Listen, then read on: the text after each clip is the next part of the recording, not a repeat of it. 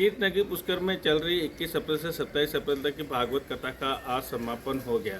आपको बता दें कि धर्मावत परिवार की तरफ से परिक्रमा मार्ग पर स्थित धर्मावत फार्म हाउस पर पवन जी शास्त्री के द्वारा कथा वाचन करवाया जा रहा था। कथा वाचक पवन जी शास्त्री प्रतिदिन भक्तों को दोपहर 3 से 7 बजे तक कथा का रसपान करवाया। इस दिन प्रतिदिन कथा में काफ़ी संख्या में भक्तों की भीड़ देखने को मिली तथा भगवान की विभिन्न झांकियाँ भी सजाई गई। कथा के समापन होने के बाद भागवत कथा की शोभा यात्रा गाजे बाजे के साथ निकाली गई तथा भक्तों को प्रसाद वितरण किया गया। मैं अनिल कुमार पासर, बदलता पुष्कर संपादक। पैरों में विवाही फटी हुई है, उपायना नहीं है, आपका नाम लेता है तो नेत्रों में से आंसू आ जाते हैं। पोरबंदर से आया है और अपना नाम सुदामा बताया। सुदामा नाम सुनते ही द्वारकाधीश अपने सिंहासन से नीचे कूद गए और दौड़ पड़े सुदामा से मिलने। जैसे ही दौड़ पड़े सुदामा के मिलने के लिए द्वार पर पहुंचे हैं, सुदामा को हृदय से लगाया। सुदामा ने कहा, द्वारकाधीश आपका शरीर बहुत कोमल है और मेरे शरीर में जगह जगह हड्डियां निकल रही हैं, किसी हड्डी की लग ना जाए। कन्हैया ने सुदामा को कस के पकड़ लिया है। दोनों मित्र आज प्रसन्नता से दोनों मिल रहे हैं। द्वारका की महारानी रुक्मिणी इत्यादि रानियों को असमंजस हो गया कि ये कौन आ गया। शंकर आए, ब्रह्मा आए, कुबेर आए, यम आए, सब। अरे वही रुक जाओ, इधर देखो। अरे द्वारकाधीश सुदामा को अपने सिंहासन पर बिठाया है और चरण प्रक्षालन किए हैं। जैसे ही चरण प्रक्षालन किए हैं, नेत्रों से आंसू बहने लगे। सुदामा के मस्तक पर लिखा था जय श्री। कभी भी सुदामा के यहाँ लक्ष्मी निवास ना करे। कन्हैया ने सुदामा के तिलक करके उस शब्दों को बदल दिया।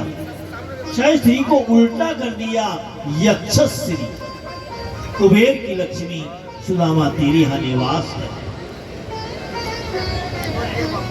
कन्हैया ने सुदामा को 56 भोग का थाल रखा है। सुदामा ने जैसे 56 भोग को देखा है, अपने भूखे बच्चे याद आ गए। सोचने लगे कि एक मैं पिता हूं जो भोजन को कर रहा हूं और मेरे बच्चे वहां पर भूखा रह करके इंतजार कर रहे। जैसे सुदामा के नेत्रों में आंसू को देखा है, द्वारकाधीश ने पूछ लिया, सुदामा क्या बात है, क्यों रो रहे हो। सुदामा ने कहा कि अगर मैं कह दूं मेरे बच्चे भूखे हैं तो सोचेगा मांगने आए।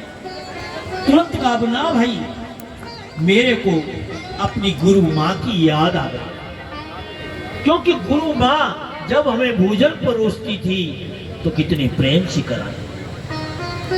सुदामा जी ने ब्रह्म अर्पण करके भोजन किया। कन्हैया ने नया पीतांबर इन्हें पहनाया है। महलों में ले जाकर के रुक्मिणी महारानी ने प्रणाम किया है। कन्हैया परिचय दे रहे, मेरी रुक्मिणी है, ये मित्रविंदा है, ये कालिंदी है। 1108 मेरे बस की बात नहीं, कितनों को आशीर्वाद। कृष्ण बोले, घर में लड़ाई कराओगे, थोड़ी को आशीर्वाद दे दिया, थोड़ी कितनी लंबी लाइन खड़ी है, सबको आशीर्वाद दो। सुदामा बोले, मेरे हाथ दर्द करने लगो, मेरे बस की बात। कृष्ण बोले, आशीर्वाद तो आपको देना पड़ेगा। सुदामा ने कहा, अगर तू आशीर्वाद चाहता है पूरे परिवार के लिए तो तू मेरे चरणों में प्रणाम कर, मैं तुझे आशीर्वाद दूंगा तो सारी पत्नियों को आशीर्वाद दूंगा।